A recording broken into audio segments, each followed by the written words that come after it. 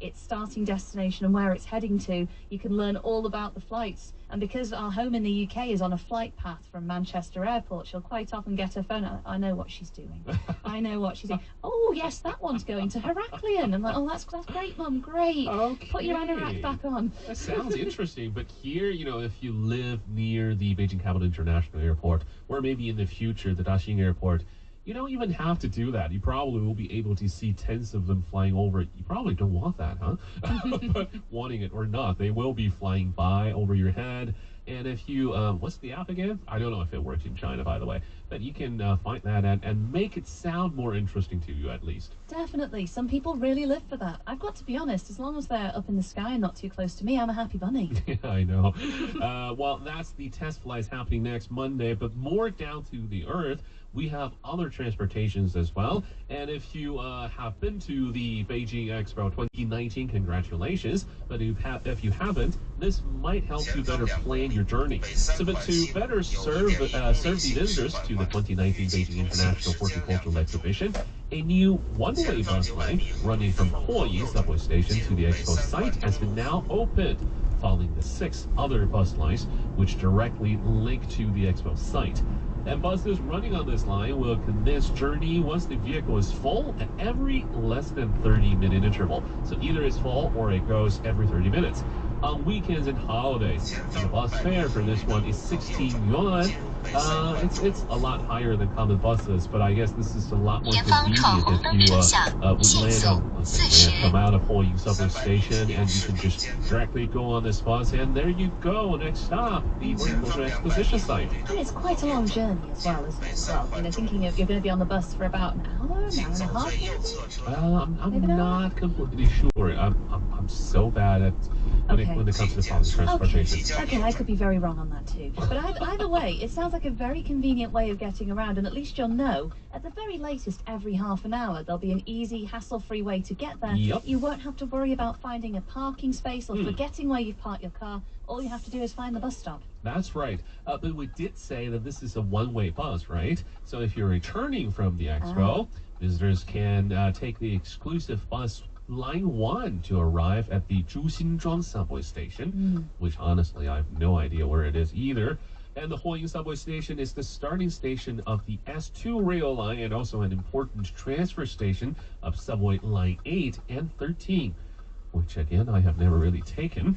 Visitors can take subway line 8 or 13 to arrive at a station and then take the 7th exclusive bus line that we just introduced to the expo site. I feel so embarrassed not knowing any of these. Maybe I should start taking public transportation more often, just for the sake of knowing where they lead to. I'll believe it when I see it. Don't count on me. I was going to say, Brian's weekly adventures on public transport. Weekly adventures. Every week he goes on a different subway line. One different subway line or bus line per week. Well, it's one way to explore the city, isn't it?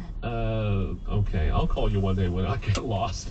You know what, Brian? You could actually maybe create a whole social media account for this. Brian's weekly bus adventures, and you could post short videos and things on it. Let's call it Lost and Found. Oh, you see, it's already working. Brian's Lost and Found. I can see this happening. Okay. Maybe we should put this into reality. We'll think about it. And it's a good way for you to get on board with the whole short video boom that we're seeing here in China, because they are immensely popular, these apps and platforms. People love them. Maybe Brian could be onto something here. And maybe he could be taking a slice of this very big pie as well. According to a report released by data provider iResearch, the value of China's short video market is expected to hit 30 billion yuan in 2019 and surpass 40 billion yuan in 2020. So maybe now is the time to be thinking of these short video ideas. All right, this year, next year. Exactly, get in there. In the coming 2 years, the country's short video platforms will offer huge business opportunities. The report said that the large-scale capital inflows from internet giants will encourage more high-quality videos, like Brian's Lost and Found, and ensure the rapid growth of the industry. The number of China's online users also hit 829 million, and the amount of short video platform users reached 648 million. That is a large proportion of that number. Yeah, I mean, when it comes to short videos, maybe unlike the longer ones that you've seen previously, these shorter videos, although it's kind of hard to relate why they get so popular, but on different platforms they are the hot potato in one way. A lot of people are looking at them and just feel, I don't know, thrilled in one way, fun in another, and ready to post their own. I, even at my age, got pretty sucked in these online platforms as well. So if you're ready, check some of them out here.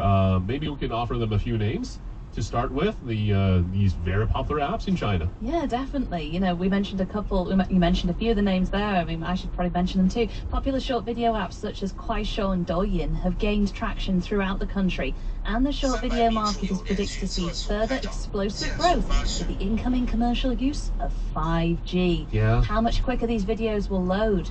I guess the thing is with short videos, you know, we live such busy lives now. We're all gradually getting shorter and shorter attention spans. A short video doesn't give you a chance to get bored.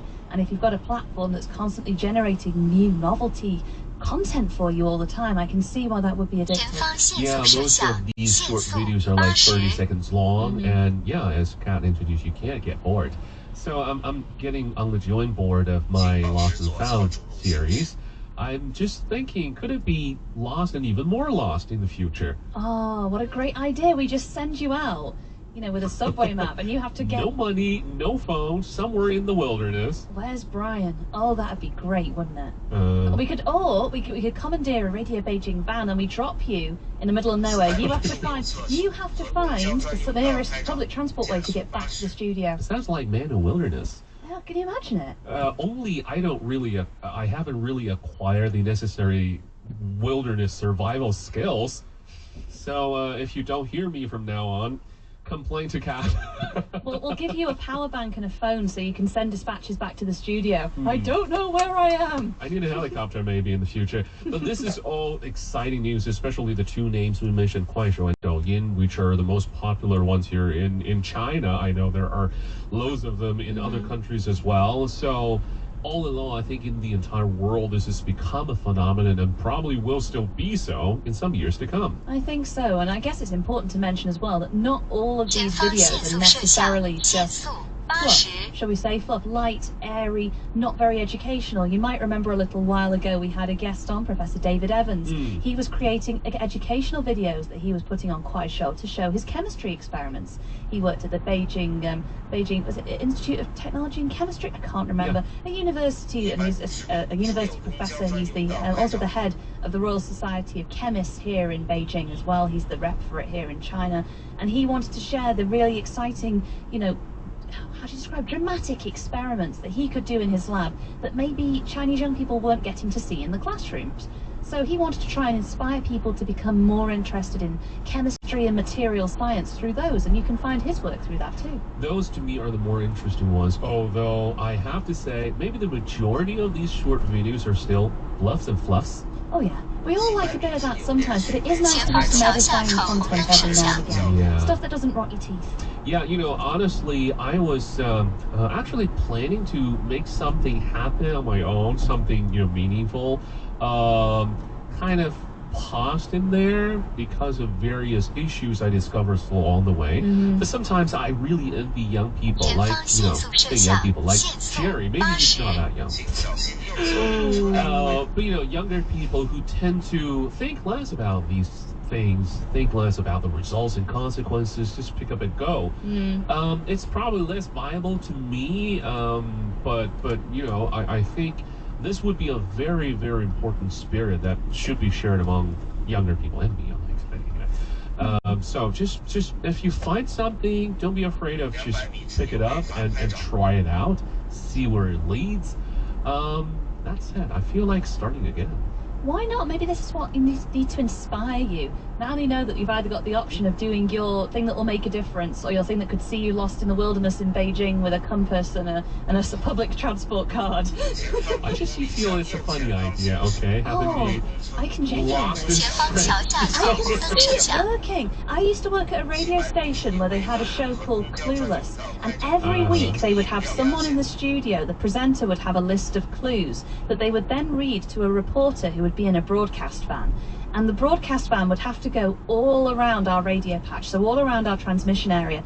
And basically, every riddle they gave was a clue to a location. Okay. So that the reporter had to figure out what the clue was, drive there and get the next clue. And they had to get to the final destination before the end of the program. What for a grand prize? It was just so they could win. There was like a tally between the person in the studio and the reporter. And it was basically for glory. And every week, you know, people would be ringing in to try and give her help, or they'd come and meet the reporter along the way to help her out. It was a really nice show, and it was a good way of telling people about the area they live in. You know, I can imagine something like that working here.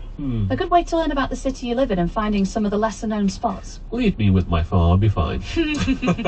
Well, that's basically the news we have for today. And you know what? I realized we haven't really enjoyed a music break in quite a while. We didn't really have one yesterday, did we? No. Just our exciting music bed at the beginning. No. Yeah, so I think it's probably time for us to just enjoy a song for a little bit, and a little bit later on, Gail will come back with a very exciting and somewhat controversial topic to the show. Stay tuned with us, and you will hear that. All my life, soil. Metering was first used by the Obama administration in 2016 after a spike of Haitian migrants along the San Diego border. Now the Trump administration's expanded it across the entire southern border.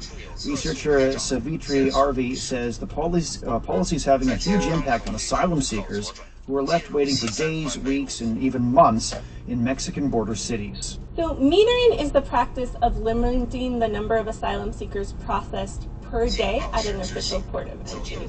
And so how is this achieved? Well, it's achieved through something that the Department of Homeland Security has called border access controls, where they station officials right at the international dividing line between Mexico and the U.S. to physically prevent the entry of asylum seekers to U.S. soil, because once they're on U.S. soil, by international and U.S. law, they have the right to seek asylum.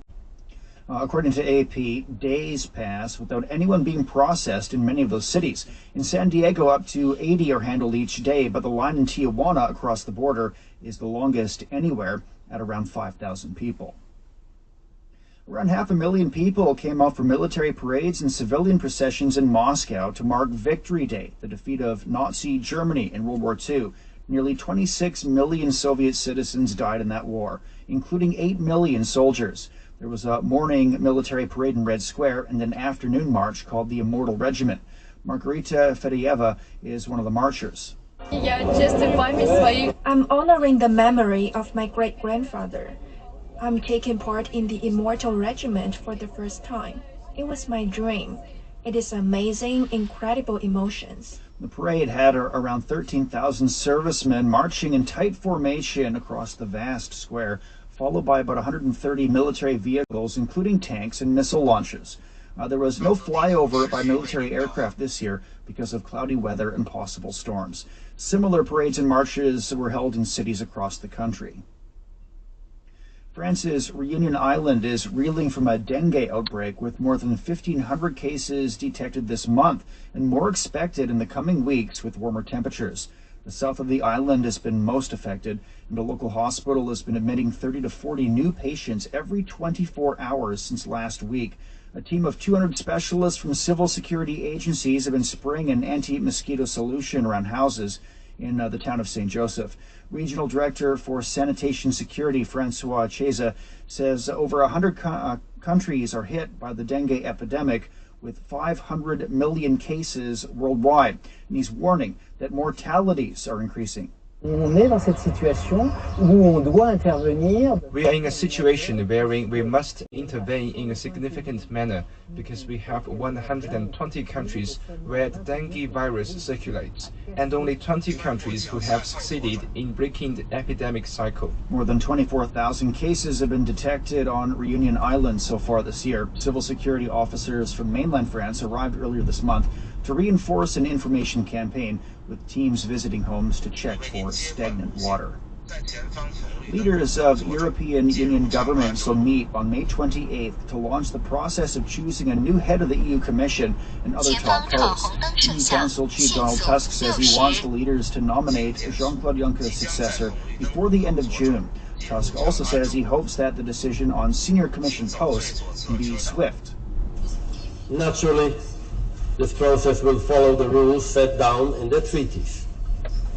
It should reflect geographical balance as well as demography, so that both large and smaller countries are represented in the highest positions in the EU. The posts will be elected between May 23rd and 26th. Once the lineup's decided, the new European Parliament will have to ratify the appointments. It's 28 past the hour. Beijing today, cloudy skies and 30 Celsius. Overnight temperatures around 14. Guangzhou's cloudy and 29, a low of 22. Xiamen's getting clouds and 27, a low of 19 degrees. Hefei's overcast and 29 and a low of 17. Elsewhere in Asia, Islamabad will be getting clouds and 35. Kabul, a light rain and 21. Over to North America, Washington, D.C. is expecting light rainfall and 25 degrees Celsius. It's time for a short break on the Beijing Hour. Still to come. In business, more than half of the Fortune 500 companies have signed up for the second China International Import Expo. In sports, an all-English Europa League final. Entertainment, a preview of the Asian Cuisine Festival next week in Hangzhou. Shane Bigham with you. Stay with us here on the Beijing Hour.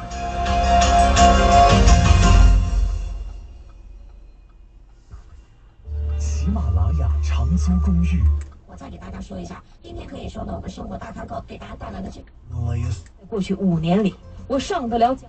Saying some very really unpleasant things about women who maybe wear less than she does or less than she thinks is appropriate. And it just immediately resonated for people who follow American media with a letter by a mother of a college student about 4 months ago who wrote about women wearing leggings.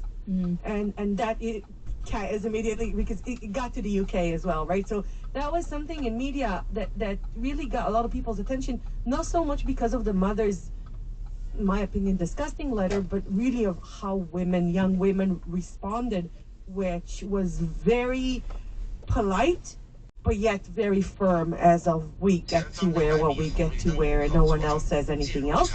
And then I will take it back to Beijing to last year with a very unpleasant incident in a subway where an older lady was yelling at a young girl, "What do you look like? Look at yourself, how you look like. I would have been ashamed if I was your mother." The girl was wearing shorts and not a tank top, but kind of like a high top, something that kind of shows your belly button, but not too short, and sandals. And maybe for that old lady, that was a little bit too little.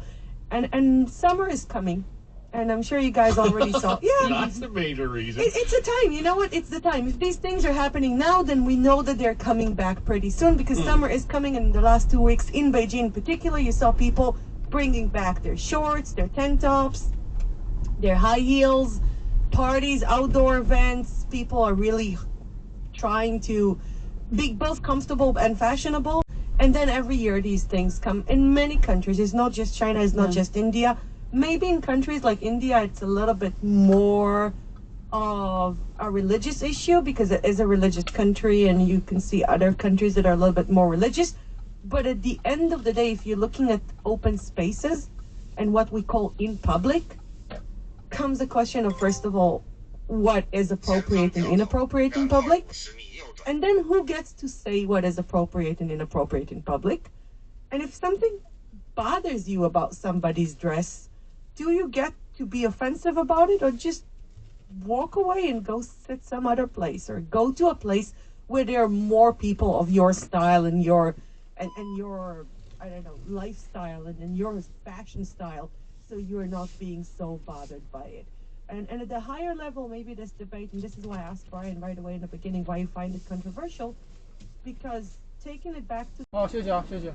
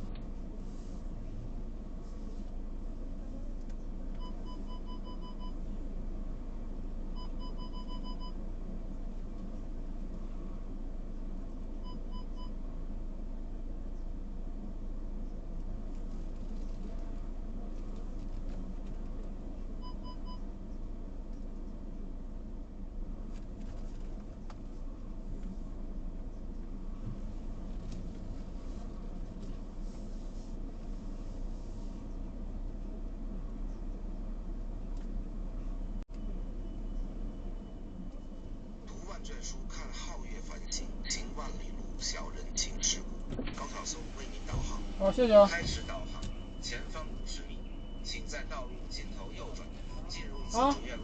我刚从那边奥迪那边过来的，修完车。对，没有身份证。哦，好，行，谢谢。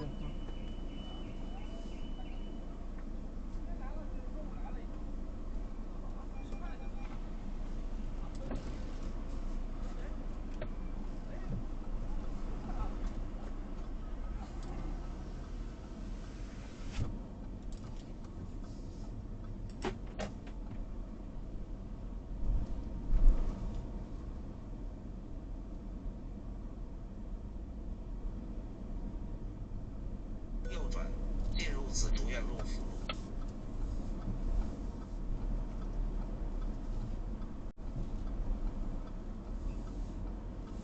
请沿当前道路继续行驶1.7公里，前方红绿灯路口直行。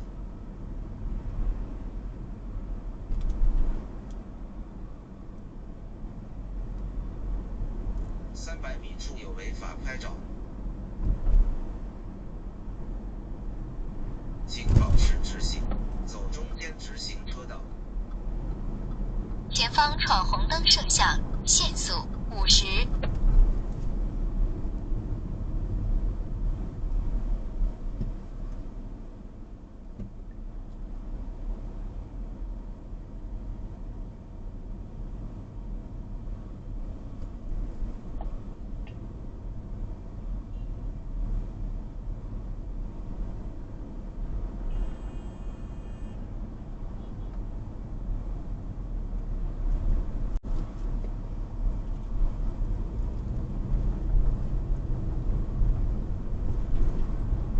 前方1.2公里靠左行驶，请保持直行，走右侧2车道。200米处有违法拍照。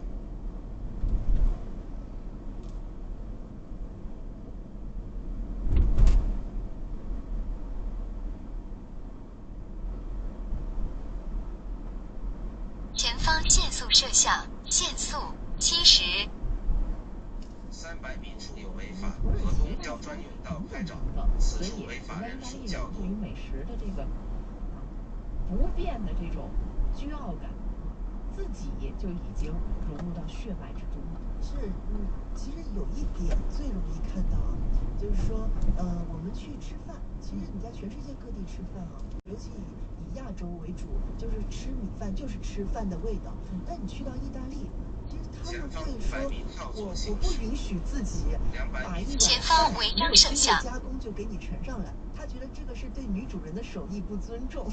这个之前我以为是餐厅才这么做，而且我这几年去过那么多意大利人家庭，我才发现他们真的很注重主食，而他们的意大利烩饭其实看着好像就那几种，就餐厅里卖几种，但是只要你去到意大利人家，他其实每个女主人，他们觉得在烩饭上，或者说在他 pasta 上，是他们最展现身手的地方。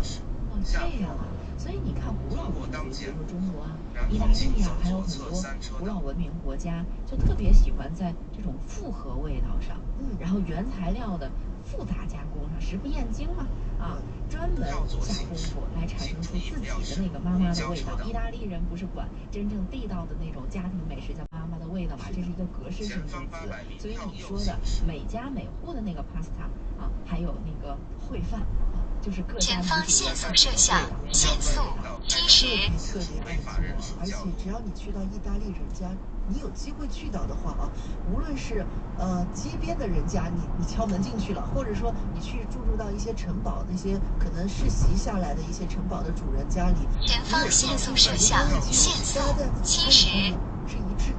就尤其是做饭的女主人和她家里人要为你做饭的时候，那种兴奋劲都是一致的。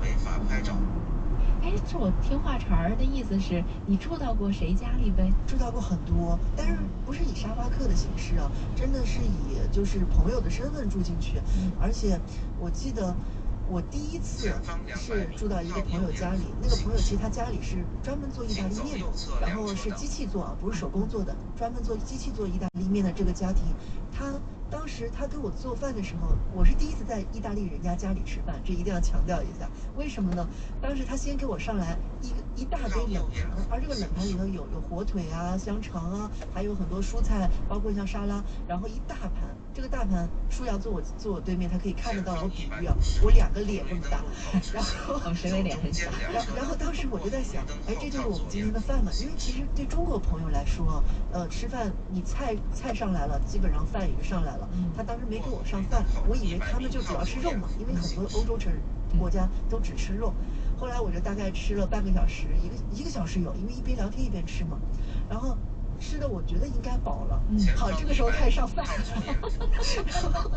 然后，但是你知道上饭的时候，我都以为说这个饭可能就上了，我们吃就差不多了吧，就是第二个，因为菜也上了，还是大菜，菜上了，饭上了，后来上完之后好上鱼，真吃不掉了，这就是意大利的习惯，就是我们在餐厅也是这样吃，也是头盘到主食的饭，然后到主食的菜，然后再到甜点，再到咖啡。可是我没想到在家里这么吃，尤其在家里吃跟饭店还不一样，饭店他会给你很小一份，你不认为你会吃很多，在家里他给你那么大一份。然后其实我都问他，我说那你这个头盘你给我这么大一份，那我吃不掉怎么办？因为我开始不知道你的顺序，我知道你顺序我肯定吃不掉。然后他就说吃不掉就放着，我们这个就明天继续吃嘛。所以他们会认为这个是可以的。然后包括说我不是吃到第3个就是吃到了海鲜都上桌了，海鲜上桌之后，好，甜点再来，甜点还不是说给我做一个甜点，好，给我做了3个甜点，让我选3个大蛋糕在我面前。当时我就说，这个真的是太盛情招待了。我说这种盛情招待我实在是。你们下次来北京，我怎么去回馈你呢？上整只的烤鸭，我来给你做。对，前方限速摄像，限速60。这个咱不怕哈，主要是你去之前啊，可能忘了报你的身高体重了。你知道当时他做菜的时候，其实我睡着了。哎，一会儿这些细节和大家接着聊，互动好，别的微信微信中。祥利家具采用德国进口板材，好板材当然欧德森。倾听世界真实的涤荡，清晰梦想在望的前方。环球资讯广播，世界在你耳边。假期出行，我们提醒您注意做好安全防范措施。出行前，请检查车辆状况，确保车辆行驶正常。不要到尚未开发的峭壁、山洞。前方限速摄像，限速80。避免发生山林火灾。妥善保管好自身财物，谨防被盗。为了你我的平安，请注意前方事故多方路段。向左前方行驶，进入西直门北大街服务。听惯纯讲故事，那真是古今中外欧美亚非南来北往东逛西闯，总统总理明星大腕儿的故事，一股脑顺着收音机送你。即将向左前方行驶。那几点开播呀？环球故事会每周1至周510点到11点，听段纯讲新闻故事。前方200米向左前方行驶，进入。这是溪流的声音。这是雨林的声音，这是草原的声音，这是你我的声音。请减速，即将向左前和方谐相行驶。处，就会谱写出最美的乐章。向左前方行驶，进入主路。新的一天又开始了。妈妈，今天天气真好，咱们能去动物园吗？请沿西直门北大街继续行驶3.1公里，将从知春路北城西前方违章摄像。当前道路限速70。是啊，这样我们才会有更多的蓝天，也有更多的机会接触大自然，好不好？有测速和违法拍照，限速70。绿色出行，创造更多蓝天白云，创造更多接触自然的机会。每天我们都要呼吸，地球也一样。你知道每天消失的森林有多少吗？平均每天至少有32300公顷的森林从地球上消失，面积相当于2个巴黎。和地球一起呼吸的我们，用环保来爱护我们自己吧。环球资讯广播携手国家前方限速摄像，限速70。少用几双一。高手参赛，具体的赛程是怎样的呢？爱丽丝拮抗剂再去扩水，有坏经历。上坡，走左侧2车道。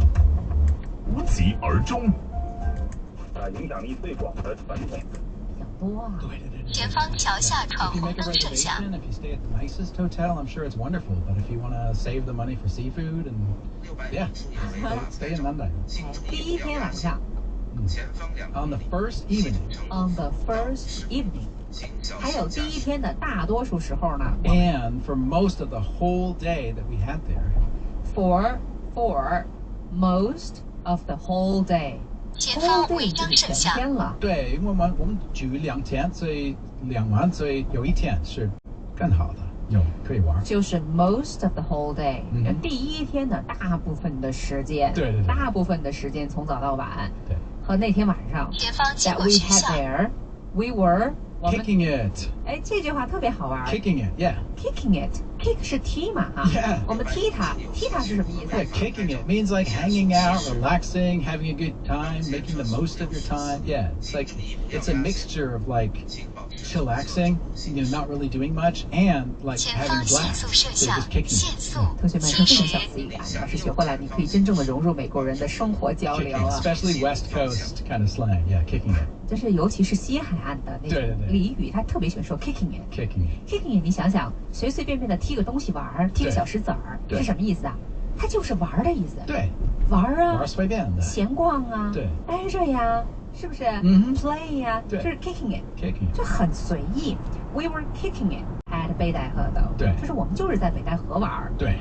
这第一天晚上和第一天的大多数时候呢，我们就 kicking it， 非常随意的玩，哎呦，特地道。对，在北戴河。好，马克说，有没有吃很多的海鲜呢 ？Did you have lots of seafood?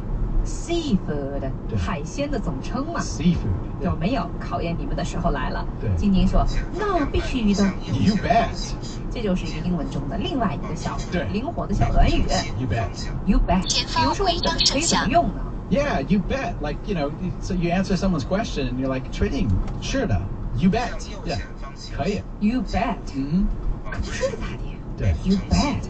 我们简直是大吃特吃。We totally pigged out. 以前我们跟小高老师也学过这个短语，叫 pigged out. Pigged out, yeah. This year is the year of the pigs. It's the year to pig out. Pig. 今年是猪年。 But what if it's the year of the chicken? Is it the year to chicken out? And some of them don't work. Have chicken feet. Cow out. 这个 pig 在做动词的时候，对，大家想想那情景吧啊，像猪一样的吃东西，就是对，吃很多的，吃随便的 ，pigged out， 大吃特吃，狼吞虎咽的，叫 pigged out， 吃特别多 ，out， 那是 out 是什么状态了？就是那种的，不是全都吃进去了 ，pigged out，pigged out，we totally pigged out。以后形容你们吃自助餐。扶墙进，扶墙出，你可以说 we totally pigged out. Yeah, if there's a buffet, absolutely. Yeah. 好，今天的第一句微信挑战，作者来了。我们去市场挑选了些东西，然后呢带到隔壁餐厅，让他给我们做来吃。好。来吧，我们请马克老师挑选同学进行点评。一个说 We pick up something at market, then take them to the next restaurant and let them to make it for us. Sorry, make it to us. 加一个 ed. We picked. 因为是几天之前 we picked. 然后那个 picked up 在这儿不是合适，所以我要换 picked out, right? Picked out 不是一个东西，所以不是要说 something， 可以换 lots of stuff. At market 要加一个at a market. Then took it 不是 take them， 是 then took it to a restaurant next door or a restaurant nearby and let them 不是要 to make it， 可以换 cook， 不是要一个 to。 Let them cook it for us. 所以换完了是这个 We picked out lots of stuff at a market, then took it to a restaurant next door and let them cook it for us. 大家看啊，这些选东西呀、带到餐厅啊、煮来吃啊，是不是日常生活中的常用的一些短语？没有什么复杂的，是不是？ 关键是看你怎么去搭配它的宾语。对对对 ，picked out 和 pigged out 有一个区别。picked out 是 choose，right？pigged out 是吃太多了。那个 pick，right？pick 是可以的，对，因为是挑选。对 ，picked out 就是挑选 ，pick 啊 ，P-I-C-K 是挑选出来，挑东西嘛。这海边就这样的，你可以去市场自己买，对对对，买了让餐厅呢现给你做。嗯哼，好。然后 choose stuff 不也可以吗？对对对 ，we chose lots of stuff，yeah，we chose some stuff。然后呢 ，took it to the restaurant， 带到餐厅，这没问题。对对对。然后可以说 we had them cook it for us，and had them cook it for us，yeah。就是让他们给我们做，对吧？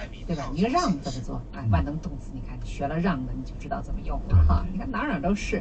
第二位，我们来听听睡莲同学。好，we pick some things in the market and then ask an